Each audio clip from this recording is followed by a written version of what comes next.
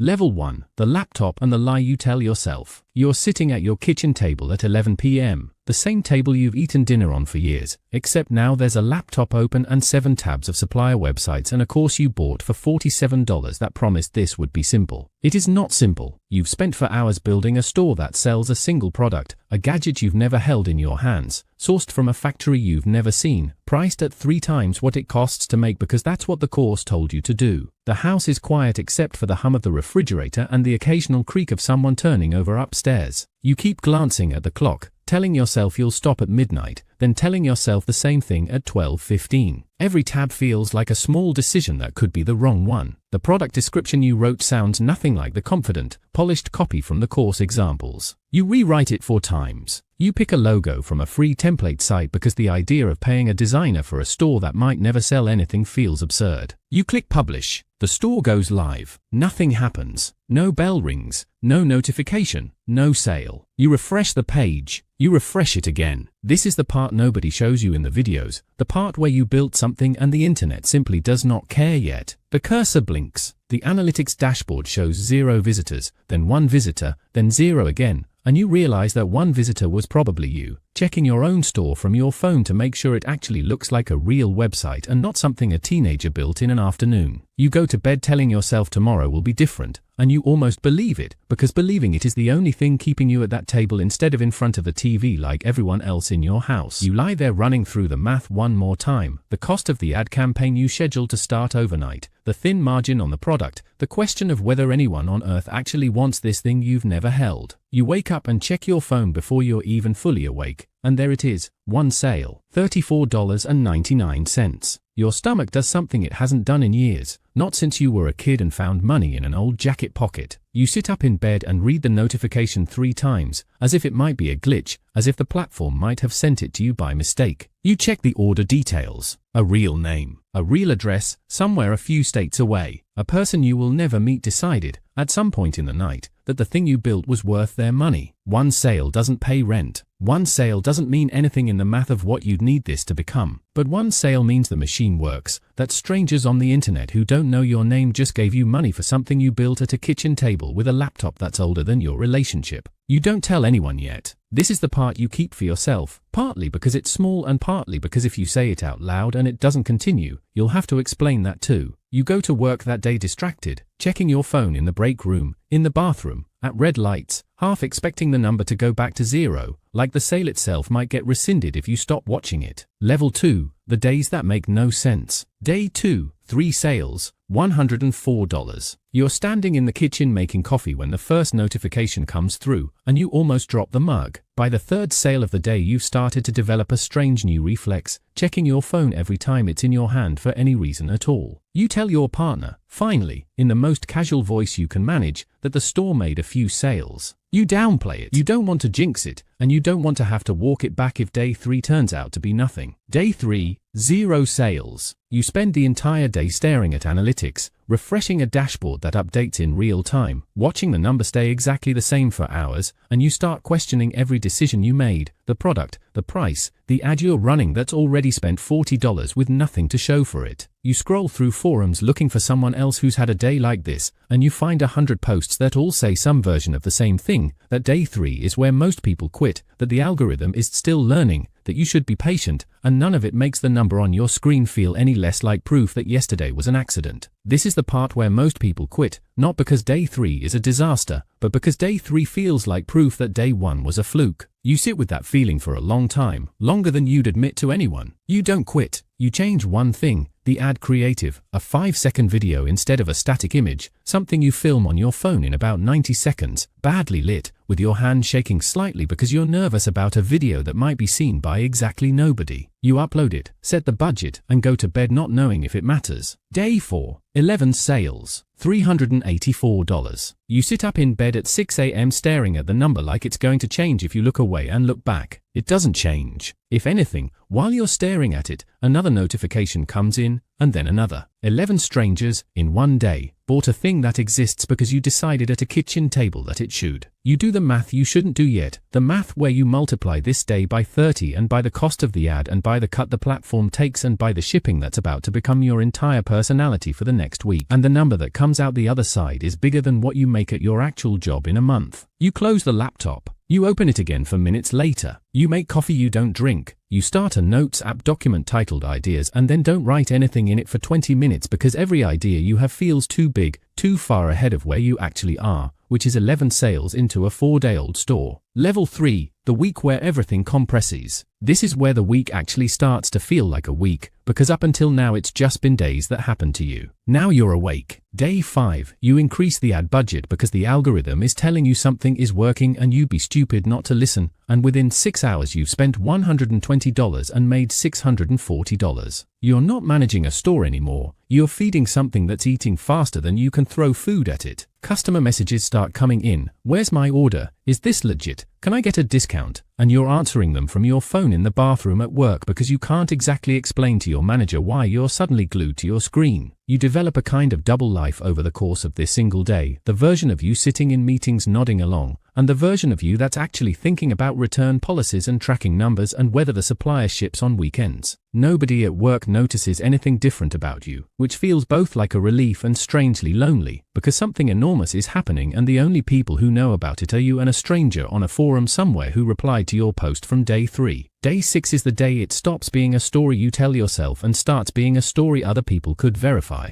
$1,840 in sales. You take a screenshot, not because you're going to show anyone yet, but because some part of you already understands that you'll want proof later, proof that this happened, proof for a version of yourself in 6 months who might not believe it anymore. You've now made more money in 6 days than you've saved in the last 8 months combined, and the strange thing is it doesn't feel like the windfall you always imagined a big number would feel like. It feels like a held breath, because you know, somewhere underneath the excitement, that this could stop as suddenly as it started. The algorithm that's sending you customers doesn't owe you anything. The supplier you've never met could be a week away from going dark. You're standing on something that feels solid because it hasn't moved yet, not because you've tested it. You start reading the supplier's reviews more carefully than you did before you placed any orders, the way you'd suddenly start reading the fine print on a contract you'd already signed. Level 4, the day everything breaks open. Day 7, you wake up and the dashboard takes a second to load, which has never happened before, and when it does load you sit there for a full 30 seconds not understanding what you're looking at. $4,200 in a single day. One product, one store, one ad that found the right person at the right moment and then found 10,000 more people exactly like that person. You watch the number update in real time for almost an hour, sales coming in every few minutes, each one a small notification sound that starts to feel less like a surprise and more like a heartbeat. You do the total, 7 days, $6,700-ish in revenue,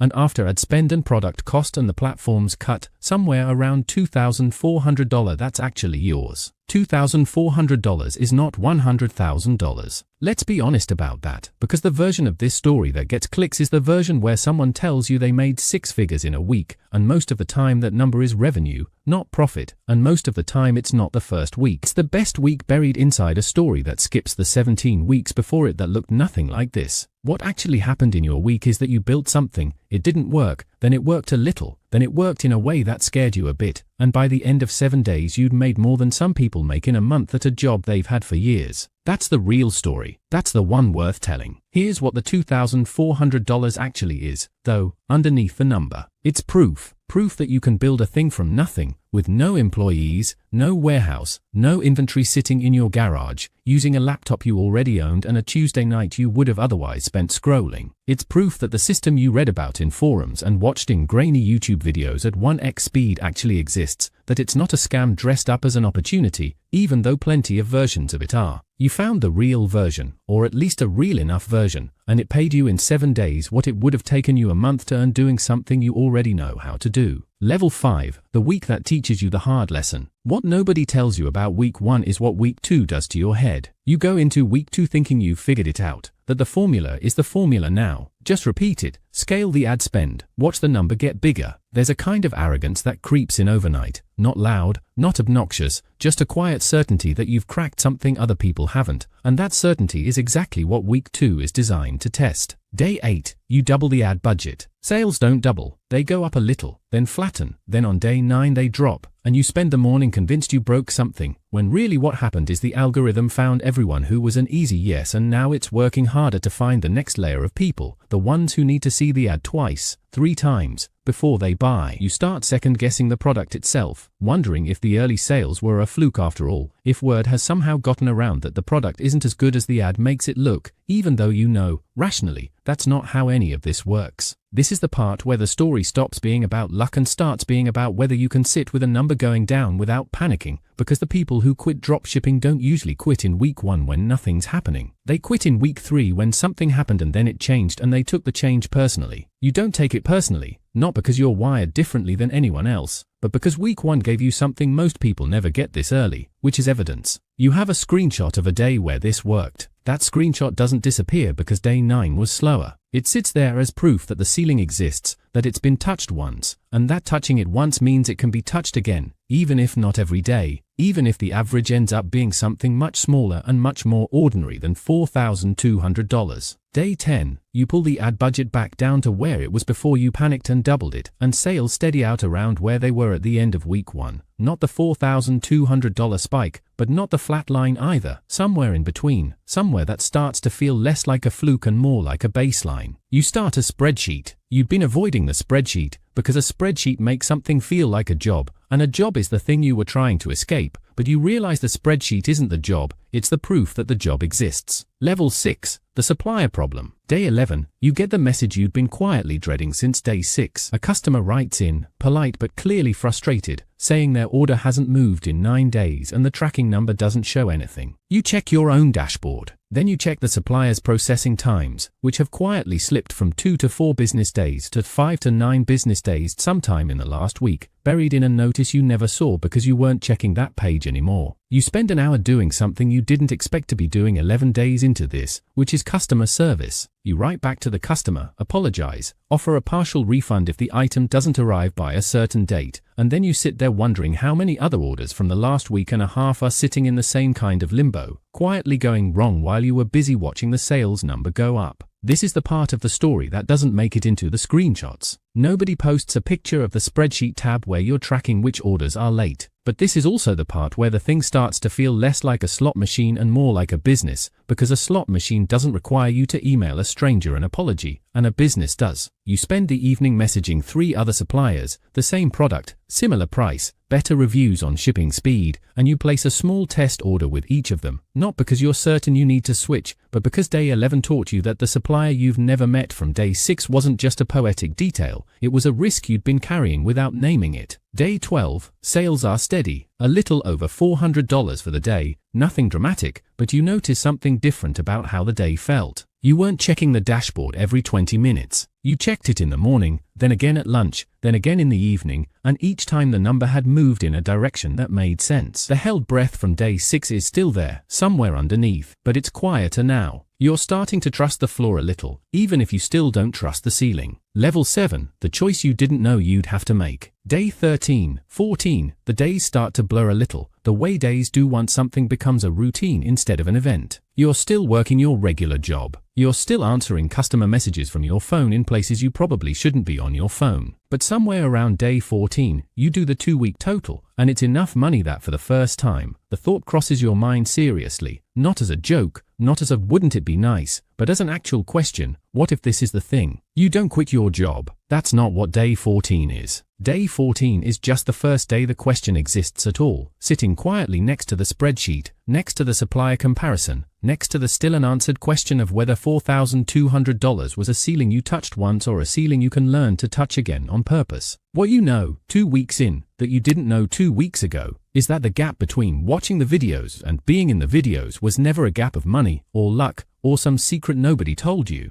It was a gap of one Tuesday night, $47, and a laptop you already owned. The $2,400 from week 1 isn't the ceiling and it isn't the floor either. It's just what happened when you stopped waiting for the conditions to be right and started before you felt ready, because feeling ready was never going to happen on its own. You're going to keep going, Not because the first 2 weeks guarantee the next 2 look the same, but because you now know something about yourself that you didn't know 14 days ago. You know that when you commit to something small and follow it all the way through, even when day 3 makes you want to quit, even when day 9 makes you doubt everything, even when day 11 hands you a problem you didn't see coming, something real can keep happening on the other side of it. That knowledge is worth more than the $2,400, because the $2,400 can be spent, but the knowledge compounds every single time you use it again.